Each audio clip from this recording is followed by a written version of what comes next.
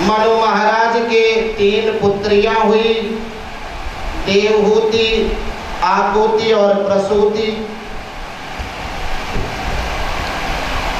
और इन 3 पुत्रियों का विवाह कर दिया। देवहूति का कर्दम ऋषि से, आकुति का रुचि प्रजापति से और प्रसूति का दक्ष महाराज से।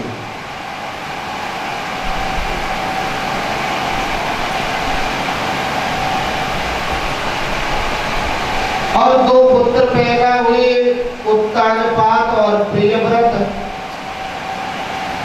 अब उस उत्तानपाद और प्रियव्रत के द्वारा ही संसार की सृष्टि हुई है।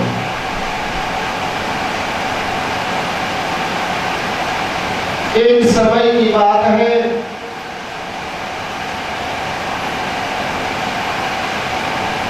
महर्षि कश्यप की पत्नी दिति सायंकाल के समय कश्यप ऋषि के पास आकर के संतान की कामना करने लगी। असमय में किया गया कोई भी कार्य शुभ नहीं होता, अशुभ फल देता है। आदेश काले यत्तानम अपात्रेभ्यस्त दीयते असत्कृतमवज्ञातम तत्तामल समुदाहृतम। सायंकाल के समय जाकर के पुत्र की संतान की याचना करने लगे। कश्यप महाराज ने बहुत प्रकार से समझाया, कहा हे दिति, कहा यह समय तो देवताओं का समय है और शिव गणों के घूमने का समय है। सायंकाल में भगवान की भक्ति करनी चाहिए। कहा यह संतान याचना अभी नहीं हो सकती। परंतु दिति के जिद के सामने कश्यप महाराज की एक भी नहीं चली।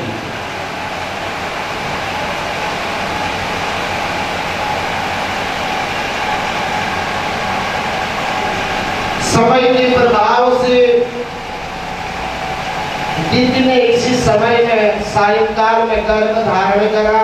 जब गर्भ धारण हो गया तो ऋषि कश्यप ने का ध्यान रखना, यह शिव के गणों का समय था। इस समय में तो दुखी करने वाले पुत्र पैदा होंगे, हमें तो करेंगे, देवताओं को भी दुखी करेंगे।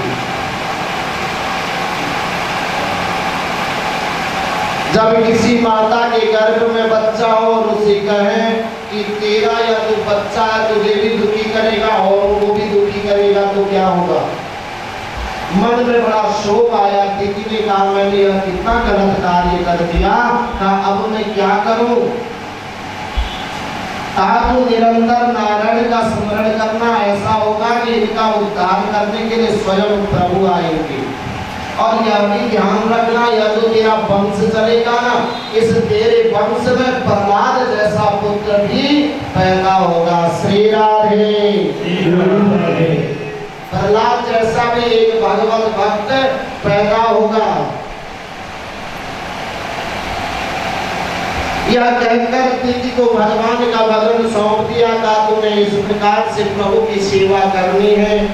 दिति घबरा गई। कहा यह तो मेरे गर्भ में संतान है, इनको जब बाहर लाऊं देवताओं को दुखी करेंगे, क्या करूं।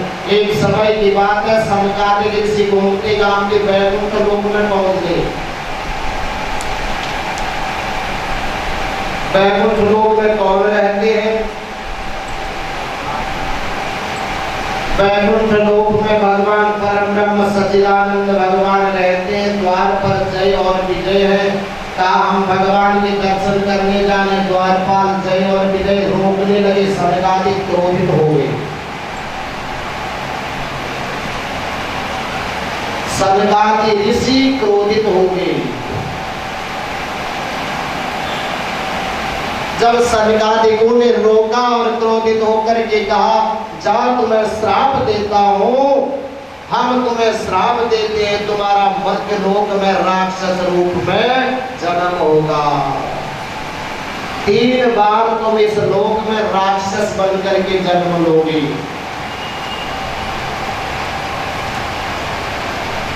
महाराज हमारी क्या गलती थी, हम तो सेवक हैं, अनुचर हैं। जब तक प्रभु की आज्ञा नहीं मिलेगी हम कैसे अंदर जाने देंगे। इतना जब भगवान ने सुना कि मेरे सेवकों को तो सनकादिकों ने श्राप दे दिया, दौड़ करके आ रहे थे मिलने के लिए, सनकादिक आए, रास्ते में रुक गए। कहा अभी इनका ब्रह्म संबंध हो नहीं सकता, अभी इनका ब्रह्म संबंध हो नहीं सकता, क्योंकि इनके अंदर अभी भी क्रोध का आवेग है। श्री राधे। जब तक यह क्रोध और अहंकार इनसे दूर नहीं होंगी, काम क्रोध मद लोभ और अहंकार मनुष्य से दूर नहीं होगा, तब तक कहाँ परम ब्रह्म परमात्मा से साक्षात्कार हो सकता है।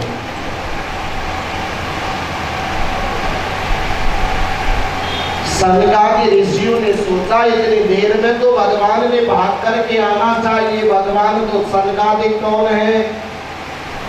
जो नित्य सत्संग करते हैं, जो नित्य भगवान का सुमिरन करते हैं, जो सारे संसार को भक्तिमय बनाते हैं, जिन्होंने भक्ति महारानी को ज्ञान वैराग्य से के साथ जागृत कर दिया, वह सनकादिक ऋषि आज आए और भगवान ने हमारा उठ करके आए नहीं। हमारी पास क्या बात है? जब दूर से भगवान के ऊपर दृष्टिपात हुआ ना, जब भगवान के ऊपर दृष्टिपात जीव का होता तो ज्ञान जागृत हो जाता है, ज्ञान जागृत हो जाता है। और जब ज्ञान हुआ तो सोचा अरे हमने तो गलती कर दी, हमें प्रभु अभी नहीं मिल सकते, अभी हमें भगवान का भजन जरूर करना पड़ेगा, अभी हमें और भगवान का भजन करना है। भगवान का भजन इतना करा जाए जिससे क्रोध का आवेश मन से शांत हो जाए, तभी तो भक्ति मिलेगी। जब उन्हें ज्ञान का आभास हुआ, स्वयं भगवान आके सनकादिक ऋषियों से मिले, कहा यह तो जो पहले से निहित है ना वस्तु में वही हो सकती है। सनकादिक ऋषियों से कहा महाराज इसमें आपकी कोई गलती नहीं है, यह तो पहले से सब कुछ लिखा है, बनाया गया है कि सनकादिक के द्वारा तुम्हें श्रापित होगा और तुम्हें श्राप मिलेगा। जय विजय को श्राप मिल गया। इधर तिथि गर्भ धारण किए हुए 100 वर्ष तक गर्भ में बच्चों को छुपाए रखा था, बाहर नहीं निकालूंगी।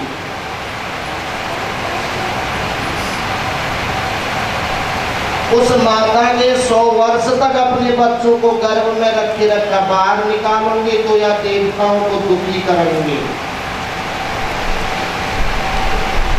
जब 100 वर्ष हो गए, सूर्य चंद्रमा का तेज भी क्षीण होने लगा।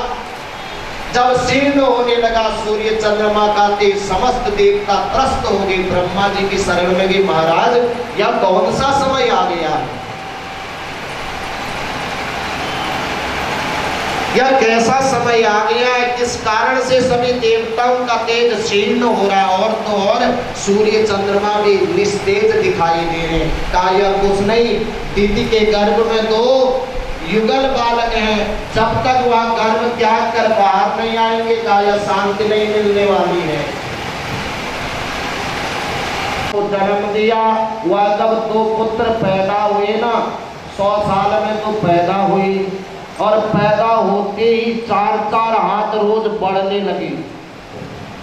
कैसे बढ़ने लगे? कोई बच्चा 4 हाथ बढ़ता नहीं, और यह बच्चे कैसे बढ़ रहे हैं? यह जो हिरण्याक्ष और हिरण्यकश्यप है ना, यह लोभ के अवतार है, लोभ। और लोभ रोज कम नहीं होगा, बढ़ते रहता है, 4-4 हाथ बढ़ते गए। कामेन कर्म नाशस्यात्, क्रोधेन ज्ञान नाशनम, लोभेन धर्म नाशस्यात्, एतत् तस्मात् त्रयं त्यजेत्। भगवान ने कहा जो काम वासनाओं से कर्म का नाश हो जाता है, क्रोधेन ज्ञान नाशनम, और जो क्रोध करेगा तो उसका ज्ञान शून्य हो जाता है। लोभेन धर्म नाशस्यात्, और जो लोभ करेगा उससे धर्म का नाश होगा। एतत् तस्मात् त्रयं त्यजेत्, इन तीनों का त्याग कर देना चाहिए।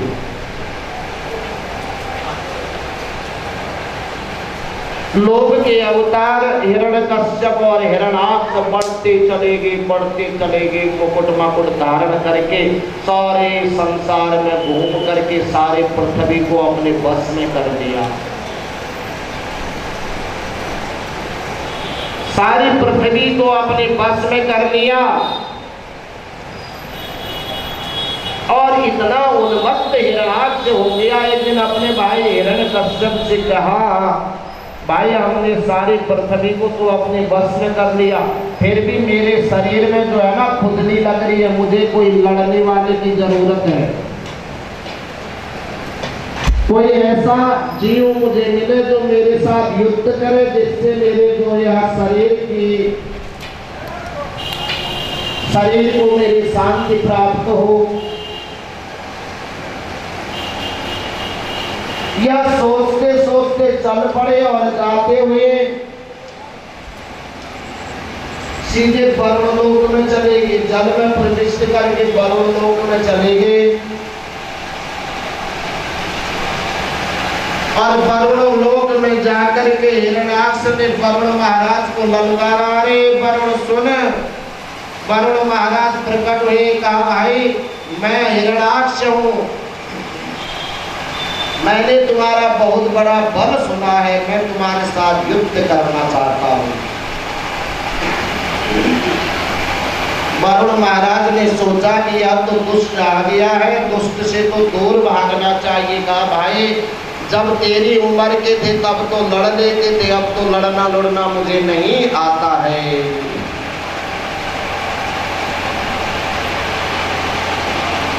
अच्छा, वहां से वापस चल पड़े और चलते चलते गदाने के आगे को निकले। नारद जी आ रहे थे।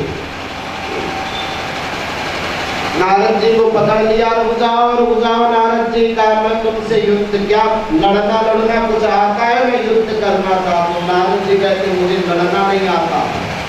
क्या आता है? कहा मुझे एक तो लड़ाना आता है, क्या आता है? श्रीमन नारायण नारायण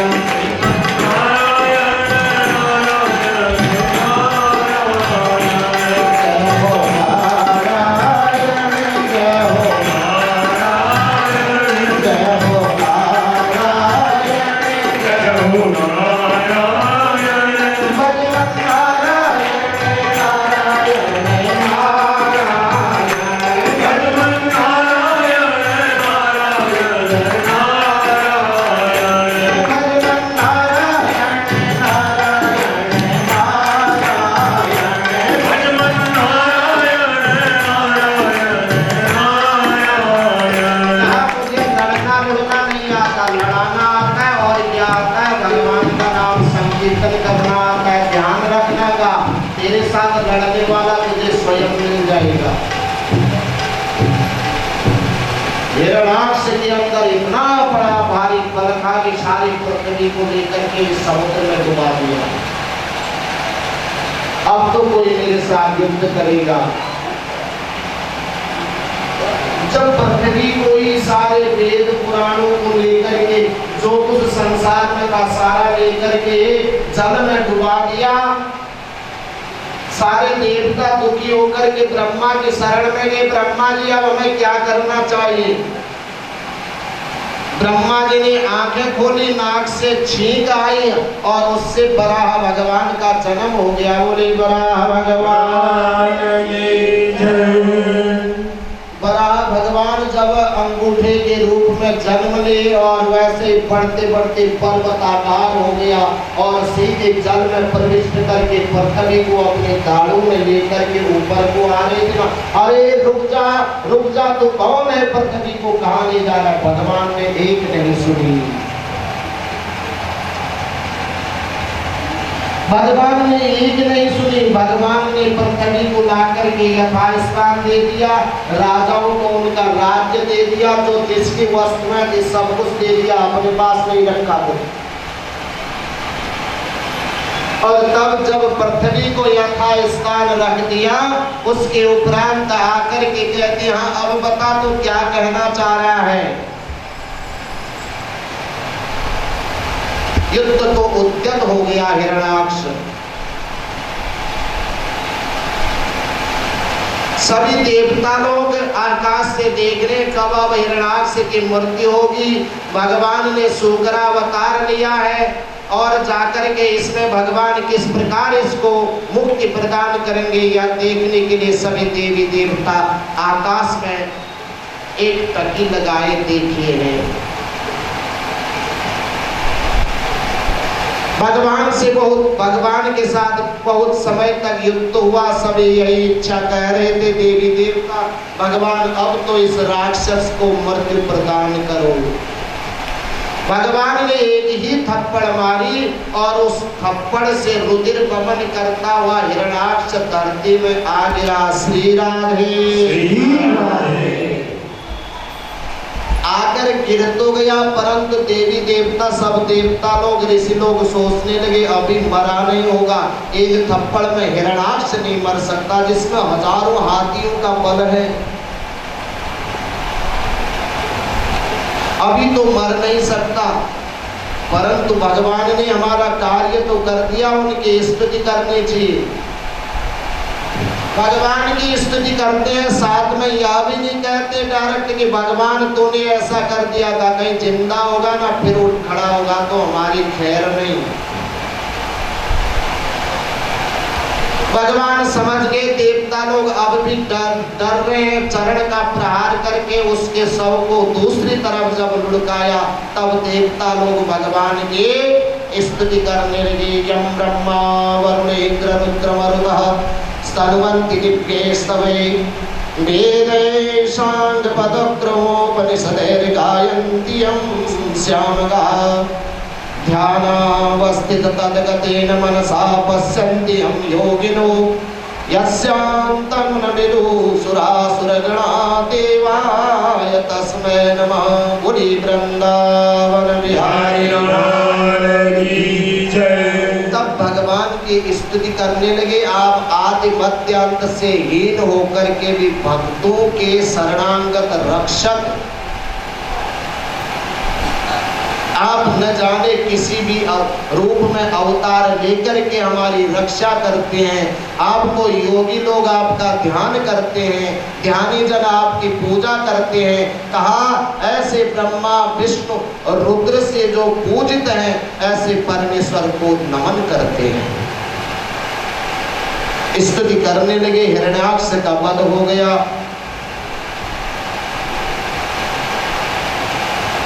आगे चलकर देवहूति और कर्दम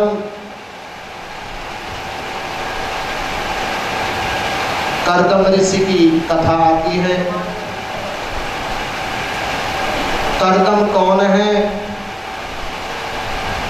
कर्दम ऋषि यस्येन दशेन्द्रियाणां दमनं करोति स कर्दम, जिसने यही पंच ज्ञानेन्द्रिय पंच कर्मेंद्रिय इन सारे इंद्रियों का दमन कर दिया, उसके ऊपर बैठा उसी को कर्दम कहते हैं।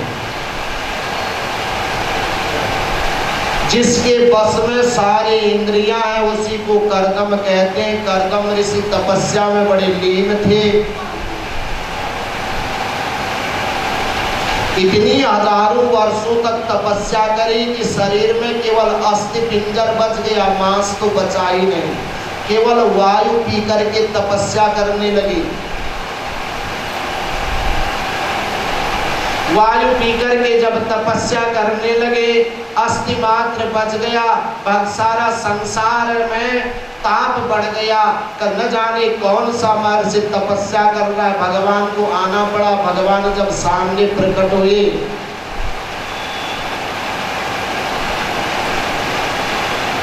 कर्दम ऋषि ने नमन करके प्रणाम किया। भगवान ने कहा देख अभी तेरा अंतिम जन्म नहीं है, तुमने इस सांसारिक सुखों का उपभोग करना है, क्योंकि जब तक सांसारिक सुखों का उपभोग नहीं करोगे